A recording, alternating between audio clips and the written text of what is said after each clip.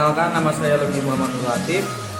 Saya dari kelas 1 KPID. Di sini saya akan menjelaskan beberapa materi dari mata kuliah Ulumul Hadis.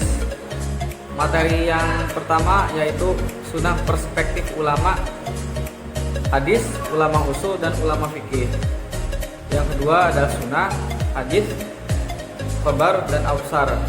Yang ketiga Al-Quran, hadis qudsi, hadis nabawi.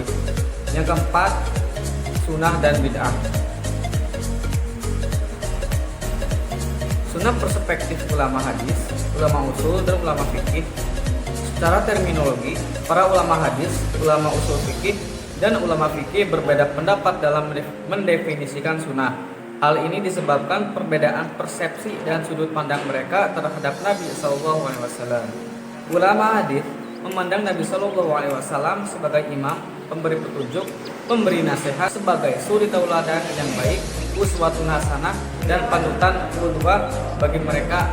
Segala yang berhubungan dengan Nabi SAW, baik berupa perkataan, perbuatan, ketetapan, ciri fisik, budi pekerti, baik yang terjadi sebelum kenabian atau sesudahnya, mengandung hukum syara atau tidak, dinamakan sunnah. Ulama usul fikih memandang Nabi SAW sebagai penetap hukum Islam syar'i dan peletak kaidah-kaidah para mujtahid dalam menetapkan hukum Islam. Oleh sebab itu, tidak semua yang berhubungan dengan Rasul dikatakan sunnah. Mereka membatasi pengertian sunnah hanya pada segala sesuatu yang berasal dari Nabi SAW yang berhubungan dengan syarat. Materi yang kedua sunnah, hadis, khabar, dan autsar. Persamaan dan perbedaannya. Sunnah secara bahasa mengandung beberapa arti, antara lain thoriqoh atau jalan, siroh atau tingkah laku, atau kebiasaan yang baik dan yang jelek.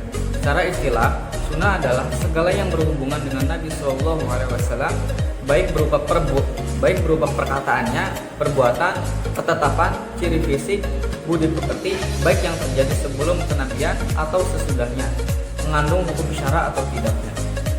Kedua, hadis secara bahasa berarti sesuatu yang baru, sesuatu yang dekat dan belum lama terjadi, dan berita sesuatu yang dipercakapkan dan dipindahkan dari seseorang pada orang lain. Secara istilah, hadis adalah segala sesuatu yang disandarkan, dinisbahkan kepada Nabi SAW, baik berupa perkataan, perbuatan, ketetapan atau persetujuan maupun sifat beliau. Yang ketiga, khabar. Secara bahasa mengandung arti an-naba, berita. Secara istilah terdapat 3 pendapat. Yang pertama, khabar adalah sinonim dari hadis.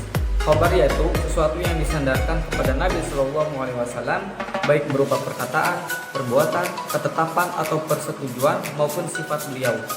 Yang kedua, khabar berbeda dengan hadis. Hadis adalah segala sesuatu yang berasal dari Nabi SAW, sedangkan khabar adalah berita dari selain Nabi SAW. Atas dasar pendapat ini, maka seorang ahli hadis disebut muhaddits, sedangkan mereka yang berkecimpung dalam kegiatan sejarah dan sejenisnya disebut dengan akhbari. Yang ketiga, khabar lebih umum daripada hadis. Pengertiannya, hadis adalah segala sesuatu yang berasal dari Nabi SAW, sedangkan khabar adalah sesuatu yang datang dari Nabi SAW atau dari selain Nabi SAW ataupun disebut orang lain. Yang keempat, ada autsar. Secara bahasa berarti baqiyat asy-syai', sisa atau peninggalan sesuatu. Secara terminologis terdapat 2 pendapat. Yang pertama, autsar adalah sinonim dari hadis, yaitu segala sesuatu yang berasal dari Nabi SAW, baik berupa perkataan, perbuatan, ketetapan atau persetujuan maupun sifat beliau. Yang kedua, autsar berbeda dengan hadis. Autsar adalah segala sesuatu yang disandarkan pada sahabat dari tabi'in dan tabi'in yang terdiri dari perkataan dan perbuatan. Materi yang ketiga, Al-Quran, hadis qudsi, dan hadis nabawi. Al-Quran. Menurut ulama, kata Al-Quran berasal dari kata qara'a yaqra'u qira'atan wa qur'anan, yang berarti bacaan atau yang dibaca dalam makna isim maf'ul. al-makhluk. Secara terminologis, Al-Quran adalah kalam Allah yang mengandung mukjizat, diturunkan kepada Nabi Muhammad SAW, tertulis pada mushaf, diriwayatkan secara mutawatir dan bernilai ibadah dengan membacanya. Al-Quran adalah kalam Allah, bukan sabda Nabi SAW. Al-Quran mengandung mukjizat seluruh kandungannya. Al-Quran diturunkan kepada Nabi Muhammad melalui malaikat Jibril. Al-Quran diriwayatkan secara mutawatir oleh banyak orang yang mustahil sepakat berbohong. Membaca Al-Quran dinilai ibadah. Satu hurufnya dibalas dengan 10 kebaikan. Hadis Qudsi. Hadis ditinjau dari kesandarannya ada dua. Yang pertama, hadis yang disandarkan kepada Nabi SAW sendiri disebut hadis nabawi. Yang kedua, hadis yang disandarkan kepada Allah Subhanahu Wa Taala disebut hadis Qudsi.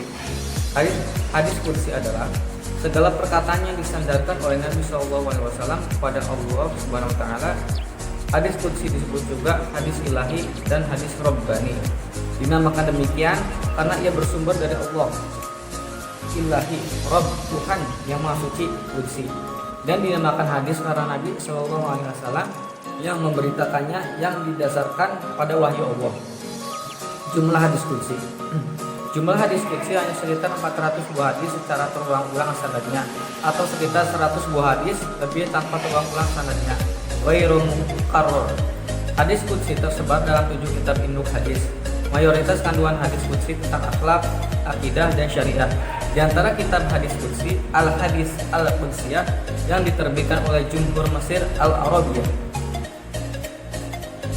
Hadis Nabawi, yaitu hadis yang hanya disandarkan kepada Nabi SAW. Perbedaan antara Al-Quran dan Al-Hadis. Al-Quran dapat dibedakan dengan hadis dengan beberapa perbedaan berikut. Yang pertama, Al-Quran mengandung mukjizat sedangkan hadis bukan mukjizat, sekalipun hadis Qudsi. Al-Quran terpelihara kemurniannya dari berbagai pemalsuan dan campur tangan orang-orang jahil, sedangkan hadis tidak terpelihara seperti Al-Quran. Yang ketiga, Al-Quran seluruhnya diriwayatkan secara mutawatir, sedangkan hadis tidak banyak diriwayatkan secara mutawatir. Yang keempat, kebenaran ayat-ayat Al-Quran bersifat pasti atau mutlak kebenarannya dan kafir bagi yang mengingkarinya. Sementara kebenaran hadis kebanyakan bersifat zanni al-wurud, relatif kebenarannya, kecuali yang mutawatir. Yang kelima, proses penyampaian Al-Quran melalui wahyu yang tegas jali, sedangkan hadis Qudsi melalui wahyu, ilham, dan atau mimpi dalam tidur. Perbedaan hadis Qudsi dengan hadis Nabawi. Yang pertama, perbedaan hadis Qudsi dan hadis Nabawi terletak pada sumber berita dan proses pemberitaannya. Yang kedua, hadis Qudsi maknanya dari Allah melalui suatu wahyu, redaksinya dari Nabi SAW yang disandarkan kepada Allah Subhanahu Wa Taala. Sedangkan hadis Nabawi makna dan redaksinya berdasarkan ijtihad Nabi SAW sendiri. Yang ketiga, pada hadis Nabawi, Rasulullah SAW menjadi sandaran sebagai sumber pemberitaan, sedangkan pada hadis Qudsi beliau menyandarkannya kepada Allah Subhanahu Wa Taala. Beliau memberitakan apa yang disandarkan kepada Allah dengan menggunakan redaksi beliau sendiri.